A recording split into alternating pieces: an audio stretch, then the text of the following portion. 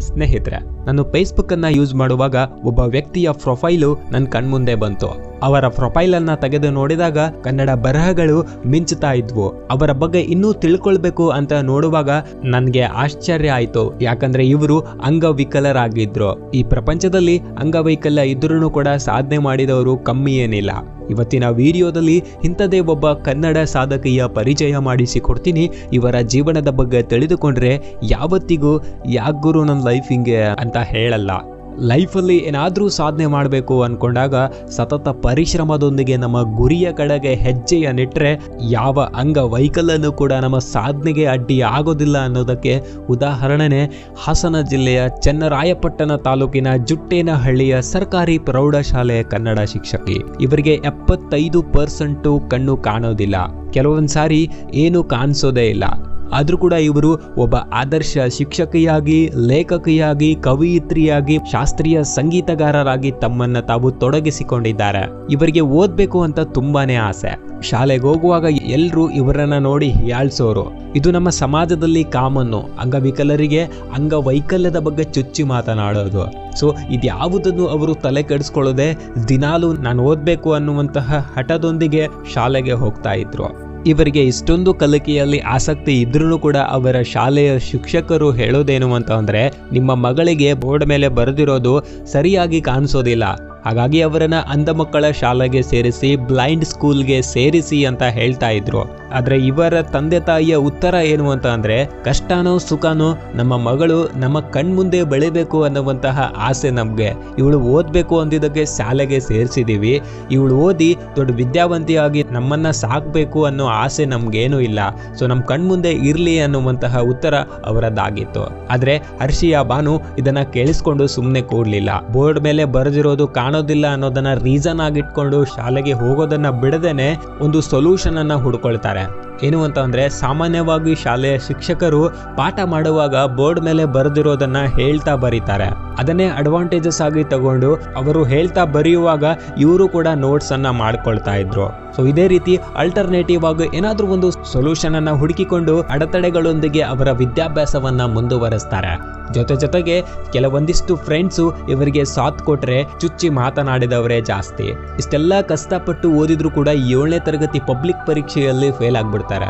ಆದ್ರೆ ಇವರು ಅಷ್ಟೊಂದು ಈಸಿಯಾಗ ಬಿಟ್ಬಿಡೋರಲ್ಲ ನೋಡಿ. ಕಾನ್ಫಿಡೆನ್ಸ್ ಅನ್ನ ಕಳೆದುಕೊಳ್ಳದೆ ಮತ್ತೆ ಹಾರ್ಡ್ ವರ್ಕ್ ಮಾಡ್ತಾರೆ. ತಿಳಿದೇ ಇರೋದನ್ನ ಪದೇ ಪದೇ ಟೀಚರ್ಸ್ಗೆ ಕೇಳ್ತಾರೆ. ಎಲ್ಲರೂ ಆಟದ ಪೀರಿಯಡ್ ಅಲ್ಲಿ ಆಟವನ್ನ ಆಡೋಕ್ ಹೋದ್ರೆ ಇವರು ಮಾತ್ರ ಬುಕ್ ಇಟ್ಕೊಂಡು ಓದ್ತಾ ಕೂತ್ಕೊಳ್ತಾರೆ. ಆಟದ ಬದಲಾಗಿ ಪಾಠಕ್ಕೆ ಮಾತ್ರ ಗಮನ ಕೊಡ್ತಾರೆ. ಕಷ್ಟಪಟ್ಟು ಓದಿ 7ನೇ ತರಗತಿನೂ ಕೂಡ ಪಾಸ್ ಆದ್ರೂ ಮುಂದೆ SSLCನೂ ಉತ್ತಮ ಅಂಕಗಳೊಂದಿಗೆ ಪಾಸ್ ಆಗ್ಬಿಟ್ರು. ಇದರ ಜೊತೆಗೇನೆ ಅವರ ತಂದೆ ಗೌರ್ಮೆಂಟ್ ಹಾಸ್ಪಿಟಲ್ ಅಲ್ಲಿ ಕೆಲಸ ಮಾಡ್ತಾ ಇರ್ತಾರೆ. ಟೈಮ್ ಸಿಕ್ಕಾಗ್ಲೆಲ್ಲ ಅಲ್ಲಿ ಹೋಗಿ ಚೀಟಿ ಬರೆಯುವಂತಹ ಕೆಲಸನೂ ಇವರು ಮಾಡ್ತಾ ಇರ್ತಾರೆ. ಆಸ್ಪತ್ರೆಗೆ ಬಂದ ಜನರ ಹತ್ರ ದುಡ್ಡಿರಲ್ಲ. ಇದನ್ನ ನೋಡಿ ಇವರು ನಾನು ಬಡವರ ಸೇವೆ ಮಾಡಬೇಕು, ನಾನು ವೈದ್ಯ ಆಗಬೇಕು ಅಂತ ಅನ್ಕೊಳ್ತಾರೆ. SSLCನೂ ಮುಗಿಸ್ಬಿಟ್ರು. ಸೊ ಇವಾಗ PUCಯಲ್ಲಿ ಸೈನ್ಸ್ ಅನ್ನ ತಗೊಂಡು ನಾನು ವೈದ್ಯ ಆಗಬೇಕು ಅಂತ ಡಿಸೈಡ್ ಮಾಡ್ತಾರೆ. ಆದ್ರೆ ಇವರಿಗೆ ಇವರ ದೃಷ್ಟಿ ದೋಷದ ಕಾರಣದಿಂದ ಯಾವ ಕಾಲೇಜಲ್ಲೂ ಕೂಡ ಅವಕಾಶ ಕೊಡೋದಿಲ್ಲ. ಅವ್ರು ಹೇಳೋದೇನು ಅಂತ ಅಂದ್ರೆ, ಸಾಮಾನ್ಯ ವಿದ್ಯಾರ್ಥಿಗಳೇ ಕೆಲವೊಂದ್ ಸಾರಿ ಪ್ರಾಕ್ಟಿಕಲ್ ಮಾಡುವಾಗ ತುಂಬಾ ಅನಾಹುತಗಳನ್ನ ಮಾಡ್ಕೊಂಡಿದ್ದಾರೆ. ಅಂತದ್ರಲ್ಲಿ ನೀವು ದೃಷ್ಟಿ ದೋಷ ಇರೋರು, ನಿಮ್ಗೆ ಇದು ಸಾಧ್ಯವಿಲ್ಲ, ನಾವು ನಿಮ್ಗೆ ಸೀಟನ್ನ ಕೊಡೋದಕ್ಕೆ ಆಗೋದಿಲ್ಲ ಅಂತ ನಿರಾಕರಿಸಿ ಬಿಡ್ತಾರೆ.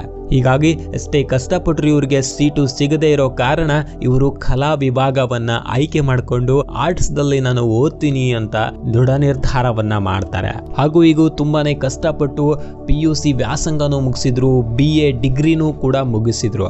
ಅವರ ಅಮ್ಮ ನೀನು ಶಿಕ್ಷಕಿ ಆಗು ಅಂತ ಹೇಳಿದಾಗ ನನ್ನ ಅಮ್ಮನ ಆಸೆಯನ್ನು ನಾನು ನೆರವೇರಿಸಬೇಕು ಅನ್ನುವಂತಹ ಉದ್ದೇಶದೊಂದಿಗೆ B.Ed ಕಾಲೇಜ್ಗೆ ಸೇರ್ಕೊಳ್ತಾರೆ. ಇಲ್ಲಿ ಕೂಡ ಇವರಿಗೆ ಇನ್ನೂ ಚೂರು ಜಾಸ್ತಿ ಕಷ್ಟ ಆಗೋಕೆ ಸ್ಟಾರ್ಟ್ ಆಗುತ್ತೆ. B.Ed ಅಂದ್ರೇನೆ ತುಂಬಾನೇ ಕೌಶಲ್ಯದೊಂದಿಗೆ ಪಾಠ ಬೋಧನೆ ಮಾಡಬೇಕಾಗತ್ತೆ. ವಿದ್ಯಾರ್ಥಿಗಳೊಂದಿಗೆ ಸಂವಾದ ಮಾಡಬೇಕಾಗತ್ತೆ. ವಿದ್ಯಾರ್ಥಿಗಳೊಂದಿಗೆ ಚಟುವಟಿಕೆ ಯುಕ್ತವಾಗಿ ಪಾಠ ಬೋಧನೆಯನ್ನ ಮಾಡಬೇಕಾಗತ್ತೆ. ಆದ್ರೂ ಕೂಡ ಇವರು ಹಿಂಜರಿಯೋದೇ ಇಲ್ಲ. ತಮ್ಮ ವಿಶಿಷ್ಟ ಕೌಶಲ್ಯದ ಮೂಲಕ, ತಮ್ಮ ವಿಶಿಷ್ಟ ಕಲಿಕೋಪಕರಣಗಳ ಮೂಲಕ ಪಾಠವನ್ನ ಬೋಧನೆ ಮಾಡ್ತಾರೆ. ಇನ್ಫ್ಯಾಕ್ಟ್ ಇವರ ಪಾಠ ಬೋಧನೆಗೆ B.Ed ಕಾಲೇಜ್ ಶಿಕ್ಷಕರೇ ಆಶ್ಚರ್ಯಗೊಂಡಿರ್ತಾರೆ ಮತ್ತು ತುಂಬಾನೇ ಪ್ರೋತ್ಸಾಹ ಕೂಡ ಕೊಡ್ತಾ ಇರ್ತಾರೆ. ಇರ್ತಾರೆ. ಇದೇ ರೀತಿ ತಮ್ಮ B.Ed ವ್ಯಾಸಂಗವನ್ನ ಛಲ ಬಿಡದೆ ಮುಗಿಸಿದ್ರು ಕೂಡ ಮುಂದೆ ಪಾಠ ಬೋಧನೆ ಮಾಡೋದಕ್ಕೆ, ಶಿಕ್ಷಕಿಯಾಗಿ ಸೇರ್ಕೊಳ್ಳೋದಕ್ಕೆ ಯಾವುದೇ ಖಾಸಗಿ ಸಂಸ್ಥೆಗಳಲ್ಲಿ ಇವರಿಗೆ ಅವಕಾಶನೇ ಕೊಡೋದಿಲ್ಲ. ಹೀಗಾಗಿ ಒಂದು ಖಾಸಗಿ ಟ್ಯುಟೋರಿಯಲ್ ಕೋಚಿಂಗ್ ಕ್ಲಾಸ್ಗೆ ಶಿಕ್ಷಕಿಯಾಗಿ ಸೇರ್ಕೊಂಡು ತಮ್ಮ ಪಾಠ ಬೋಧನೆಯ ವೃತ್ತಿಯನ್ನ ಸ್ಟಾರ್ಟ್ ಮಾಡ್ತಾರೆ. ಅದರ ಜೊತೆಗೇನೆ ಸರ್ಕಾರಿ ಪರೀಕ್ಷೆಗಳಿಗೆ ತಮ್ಮ ಪ್ರಿಪರೇಷನ್ ಅನ್ನ ಮಾಡ್ಕೊಳ್ತಾ ಇರ್ತಾರೆ. ಪರೀಕ್ಷೆ ಬರೆದು ಮೊದಲ ಪ್ರಯತ್ನದಲ್ಲೇ ಕೂಡ ಪಾಸ್ ಆಗ್ಬಿಟ್ರು.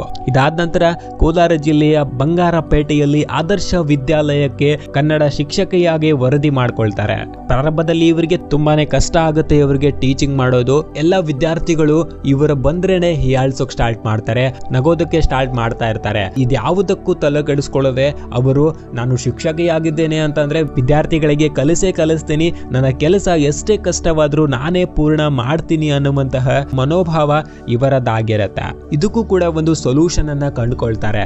ಅವರು ಹೇಳಬೇಕಾಗಿರುವಂತಹ ಪಾಠವನ್ನ ಪೂರ್ತಿಯಾಗಿ ಕಂಠಪಾಠ ಮಾಡಿಕೊಂಡು ಬಂದು ತರಗತಿಯಲ್ಲಿ ಪಾಠ ಬೋಧನೆಯನ್ನ ಮಾಡ್ತಾರೆ. ಇದು ವಿದ್ಯಾರ್ಥಿಗಳಿಗೆ ತುಂಬಾನೇ ಇಷ್ಟ ಆಗುತ್ತೆ. ಇದರೊಟ್ಟಿಗೆನೆ ವಿವಿಧ ಚಟುವಟಿಕೆಗಳ ಮೂಲಕ, ಕಲಿಕೋಪಕರಣಗಳ ಮೂಲಕ ಇವರು ತಮ್ಮ ಪಾಠ ಬೋಧನೆಯನ್ನು ಇವತ್ತಿಗೂ ಕೂಡ ಮಾಡ್ತಾ ಬರ್ತಾ ಇದ್ದಾರೆ. ಇದಷ್ಟೇ ಅಲ್ಲದೆ ಇವರು ಕನ್ನಡ ಪ್ರೇಮಿಗಳು. ಅನೇಕ ಕವಿತೆಗಳನ್ನ, ಅನೇಕ ಸಾಲುಗಳನ್ನ ರಚನೆ ಮಾಡಿದ್ದಾರೆ. ಭಾಷಣ ಸ್ಪರ್ಧೆ, ಕವನ ಸ್ಪರ್ಧೆ, ಕಥಾ ಸ್ಪರ್ಧೆಗಳಲ್ಲಿ ಪಾಲ್ಗೊಳ್ತಾರೆ. ಇದರೊಂದಿಗೆ ಇವರು ಕರ್ನಾಟಕ ಕಾವಲು ಪಡೆಯ ಆದರ್ಶ ಶಿಕ್ಷಕಿ ಪ್ರಶಸ್ತಿಯನ್ನ ಕೂಡ ಇವರು ತಮ್ಮದಾಗಿಸಿಕೊಂಡಿದ್ದಾರೆ. ದೆಹಲಿಯ ಅವಂತಿಕಾ ಸಂಸ್ಥೆಯ ಡಾಕ್ಟರ್ ಅಬ್ದುಲ್ ಕಲಾಂ ಪ್ರಶಸ್ತಿ ಮತ್ತು ಹಲವು ಖಾಸಗಿ ಸಂಸ್ಥೆಗಳು ಇವರನ್ನ ಗೌರವಿಸಿವೆ. ಹೀಗೆ ಬಾಲ್ಯದಿಂದಲೂ ಹಂತವಾಗಿ ತಮಗಿರುವ ದೃಷ್ಟಿದೋಷದ ಸಮಸ್ಯೆಯ ಬಗ್ಗೆ ತಲೆ ಕೆಡಿಸಿಕೊಳ್ಳದೆ ತಮ್ಮ ಛಲದಿಂದ ಬದುಕನ್ನ ಕಟ್ಟಿಕೊಳ್ತಾ ಇದ್ದಾರೆ. ಇವತ್ತು ಆ ಶಾಲೆಯ ವಿದ್ಯಾರ್ಥಿಗಳಿಗೆ ಅಚ್ಚುಮೆಚ್ಚಿನ ಶಿಕ್ಷಕಿ ಅಂದರೆ ಹರ್ಷಿಯಾ ಬಾನು. ಹರ್ಷಿಯಾ ಬಾನು ಅವರು ನಮ್ಮ ಚಾನಲ್ಗೆ ಒಂದಿಷ್ಟು ಕಿವಿ ಮಾತನ್ನ ಕೊಟ್ಟಿದ್ದಾರೆ. ಅದನ್ನ ಈ ವಿಡಿಯೋದಲ್ಲಿ ಪ್ಲೇ ಮಾಡ್ಬಿಡ್ತೀನಿ. eSMILE ಟು ಲೈಫ್ ಯೂಟ್ಯೂಬ್ ಚಾನೆಲ್ನ ವೀಕ್ಷಕರಿಗೆ ಮತ್ತು ನಿರ್ವಾಹಕರಿಗೆ ನನ್ನ ನಮಸ್ಕಾರಗಳು. ಸಮಸ್ಯೆ ಅಂದ್ಕೊಂಡ್ರೆ ಅದು ಸಮಸ್ಯೆಯಾಗಿಯೇ ಉಳಿಯುತ್ತೆ. ಪರಿಹಾರ ಇಲ್ಲದೆ ಇರುವಂತಹ ಸಮಸ್ಯೆನೇ ಇಲ್ಲ. ಒಂದು ವೇಳೆ ಆ ಸಮಸ್ಯೆಗೆ ಪರಿಹಾರ ಇಲ್ಲದೇ ಇದ್ರೂ ಸಹ ಪರ್ಯಾಯ ಮಾರ್ಗಗಳು ಬಹಳಷ್ಟಿವೆ. ಅದನ್ನು ನಾವು ಕಂಡುಕೊಳ್ಳುವಂತಹ ಪ್ರಯತ್ನ ಮಾಡ್ತಾ ಹೋಗಬೇಕು. ಸಕಾರಾತ್ಮಕವಾಗಿ ಯೋಚನೆ ಮಾಡಬೇಕು. ನಕಾರಾತ್ಮಕ ಚಿಂತನೆಗಳನ್ನು ನಮ್ಮ ತಲೆಯಿಂದ ಮೊದಲು ಕಿತ್ತಾಗಬೇಕು. ನಮ್ಮಿಂದ ಸಾಧ್ಯ ಅನ್ನುವಂತಹ ಮನೋಭಾವನ ನಾವು ಬೆಳೆಸ್ಕೋಬೇಕು.